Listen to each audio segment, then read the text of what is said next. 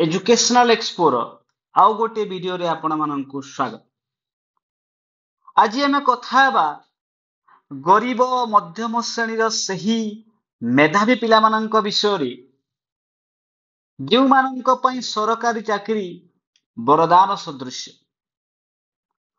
परिवार संभालिवार गोटे स्रोत बापा मांको मुहरे हस फुटाइवार गोटे माध्यम किंतु विडंबनार विषय एहा जे जो कोर्ट केस होउछि जो प्रोसेसटा लिंगरिंग होउछि एई जो आशा जो गरीब मध्यम श्रेणीर पिलामानक मध्यरे जो अछि ताहा कोन होउछि ना धीरे धीरे धूलिसात हो जाउछि, धीरे धीरे मौड़ी जाउछि। आपण माने जानिथिबे जो एलटीआर रो आपण मानकर नोटिफिकेशन ना केबे आस्तिला। एलटीआर रो नोटिफिकेशन आजि का दिन रे 22/10/2024 रे आसीथिला। आजि 1 इयर हेई गला, आजि 1 इयर हेई गला, स्टिल कौनसी सब्जेक्ट रो पिला पोस्टिंग पाई पारिले नाही। जदि आमे कथा बा सही समय रे आपणकर 8 कैटेगरी सब्जेक्ट रे आपणकर ना कोन हेतिला ना नोटिफिकेशन आसीथिला।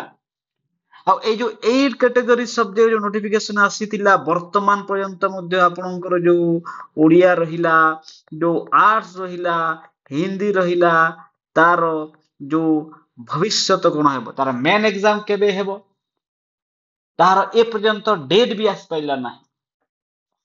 आज जदि स्पेसिफिकली जो हिंदी केस कथा बा जेमिति कि हिंदी केस रे कोन हेतिला, हिंदी मैटर ना एग्जाम हेतिला किंतु एग्जाम कैंसिल हे गला। एहाकू जो पिला माने अछंती जो मेरिटोरियस स्टूडेंट्स जो माने भाबुथले कि ने आमे एग्जाम क्वालिफाई करी जीवु एथर सेमानंकर कोन हेबो।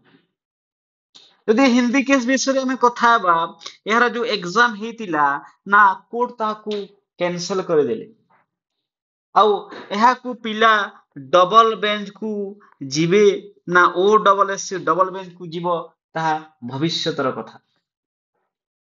आउ जो आपणकर रहिले जो ओडियन आर्ट्स जो सब्जेक्ट ताहार एग्जाम केबे हेबो ए पर्यंत ओ डबल एससी मध्ये जणै पारिला नाही। आ बाकी आपणकर जो कैटेगरी रहिला जेमिति कि आपणकर उर्दू, तेलुगु, तापर आपणकर पीसीएम, सीबीजेड, पीईटी ए जो पिला मानकर ऑलरेडी वेरिफिकेशन सरी सारिछि किंतु एक्सेप्ट जो आपणकर संस्कृत रहिला एहार जो वेरिफिकेशन थिला ना कबे थिला ना 20 अक्टोबर थिला ताकू रीशेड्यूल करा जाई केबे करा जाईछि ना 22 अक्टोबर जोटा 22 अक्टोबर आजि का दिन तांकर वेरिफिकेशन हेबो।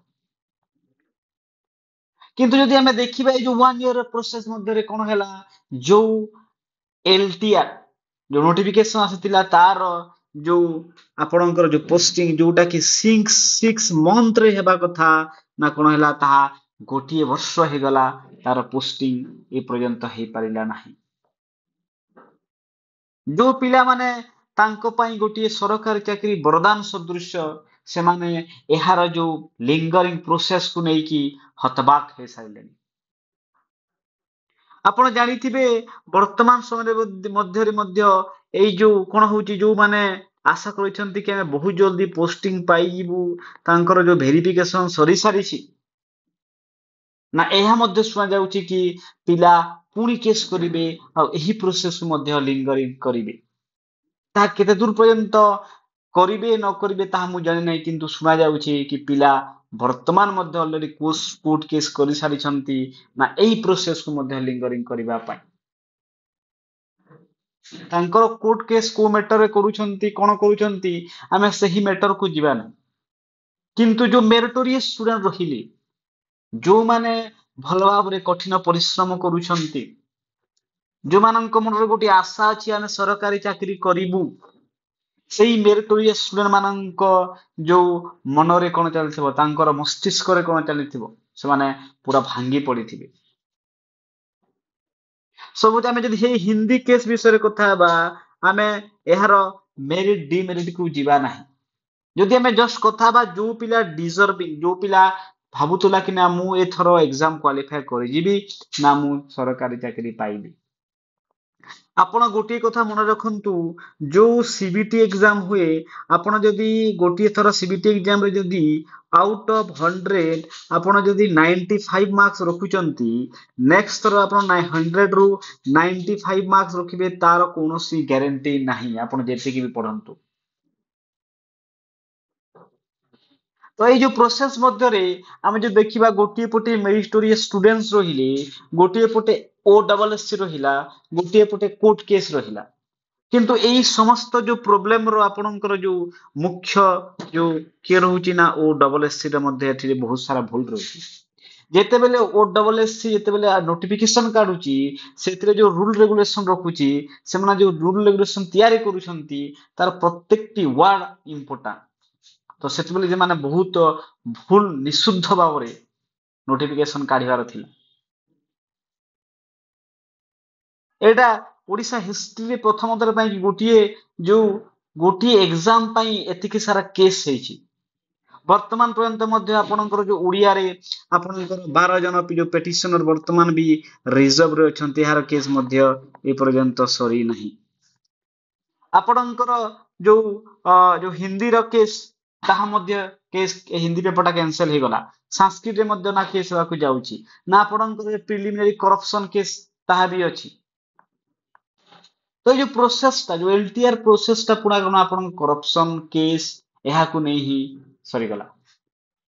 ଆଗକୁ ମଧ୍ୟ ଆପଣଙ୍କର ପୋଷ୍ଟିଂ ଯୋଉ 15 ନଭେମ୍ବର ଯୋଉ ଡେଟ୍ ଦିଆ ହେଇଛି, 15 ନଭେମ୍ବର, ତାହା ମଧ୍ୟ ହେବ କି ନ ହେବ ତାହାର ମଧ୍ୟ କୌଣସି କନଫର୍ମେସନ ନାହିଁ। ଆମେ ଜଷ୍ଟ ଓସେପାର ଯୋଉ ଲେଟର ଦେଖିଥିଲେ, ସେଇ ଲେଟର ଅନୁସାରେ ନା 15 ନଭେମ୍ବରରେ ଆପଣଙ୍କର ପୋଷ୍ଟିଂ ଦିଆଯିବ। ଯଦି ଦିଆଯାଉଛି ବହୁତ ଭଲ କଥା, ପିଲାମାନେ ଆଟଲିଷ୍ଟ ଯୋଉ କେତେଟା କାଟେଗୋରୀର ପିଲାମାନେ ମଧ୍ୟ ହେଲେ ମଧ୍ୟ ତାଙ୍କର ଜବ ପାଇବେ, ତାଙ୍କର ଯୋଉ ଆଶା ଅଛି ଚାକିରି କରିବାର, ତାହା ସଫଳ ହେବ।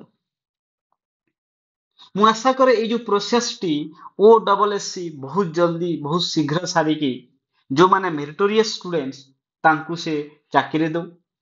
ଯେ ଯୋଉ ପେପର ଏକ୍ଜାମ ହେବାର ଅଛି ତାର ଡେଟ୍ ଡିକ୍ଲେୟାର କରୁ, ବହୁତ ଜଲ୍ଦି ଡେଟ୍ ଡିକ୍ଲେୟାର କରିକି ଏକ୍ଜାମ ରେଜଲ୍ଟ ବାହାର କରିକି ସେମାନଙ୍କୁ ମଧ୍ୟ ଚାକିରି ଦଉ। ଆଉ ଏଇ ଯୋଉ ପ୍ରୋସେସ ମଧ୍ୟରେ କଣ ହଉଛି, ଏହାର ପ୍ରୋସେସ ମଧ୍ୟରେ ଆପଣଙ୍କର ଯୋଉ ନେକ୍ସଟ ଯୋଉ ପ୍ରୋସେସ, ଯେମିତି କି ଆପଣଙ୍କର ଯୋଉ SSB ର ଯୋଉ TGT, ଯେମିତି ଏଇ ଯୋଉ ଡିଫରେଣ୍ଟ ଯୋଉ ସବଜେକ୍ଟ ଯୋଉ ରହିଲା, ଏହାର ଯୋଉ ପୋଷ୍ଟିଂ ଯୋଉ ଭ୍ୟାକେନ୍ସି ଯୋଉ ଆସିବାର ଥିଲା, ତାହା ମଧ୍ୟ ଡିଲେ ହେଇଯାଉଛି। ଆପଣ ମାନେ ଜାଣିଥିଲେ କି ନା SSB TGT ର ପୋଷ୍ଟ ଆସିବାକୁ ଯାଉଛି, ନା ଆପଣ ମାନେ ଜାଣିଥିଲେ OAVS ମଧ୍ୟ ଆସିବାକୁ ଯାଉଛି। କିନ୍ତୁ ଯଦି ଆପଣ ଯାଇକି ପଚାରିବେ SNME ରେ, ତାହେଲେ ଆପଣଙ୍କୁ ସେମାନେ କହିବେ ନା ଆପଣଙ୍କର ଯୋଉ LTR ପ୍ରୋସେସ ସରିନାହିଁ, ଆମେ କେମିତି ନୋଟିଫିକେସନ କାଢିଦେବୁ।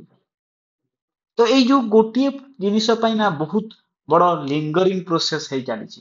ତ ମୁଁ ଆଶା କରେ OSSC ଏ LTR ପ୍ରୋସେସ ଜଲ୍ଦି ସାରି କି ସବୁ ଯୋଉ ମେରିଟୋରିୟସ୍ ପିଲା ଅଛନ୍ତି, ସେମାନେ କେମିତି ଗୋଟିଏ ଜବ୍ ପାଇବେ, ତାଙ୍କର ଯୋଉ ଆଶା ତାହା କେମିତି ସକ୍ସେସ୍ ହେବ, ତା ପ୍ରତି ଧ୍ୟାନ ଦେଉ।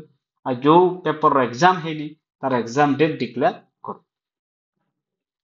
ଆଉ ଏହି ଯୋଉ ଭିଡିଓଟି ଆପଣଙ୍କୁ ଯଦି ଭଲ ଲାଗିଲା, ତାହେଲେ ଆପଣ ଚ୍ୟାନେଲକୁ ଲାଇକ୍ ଆଣ୍ଡ ସବସ୍କ୍ରାଇବ କରିଦିଅନ୍ତୁ। ଆଉ ଆହୁରି ଏପରି ଇନଫର୍ମେଟିଭ ଭିଡିଓ ଦେଖିବା ପାଇଁ ମଧ୍ୟ ଚ୍ୟାନେଲକୁ ଲାଇକ୍ କରିଦିଅନ୍ତୁ, ସବସ୍କ୍ରାଇବ କରିଦିଅନ୍ତୁ।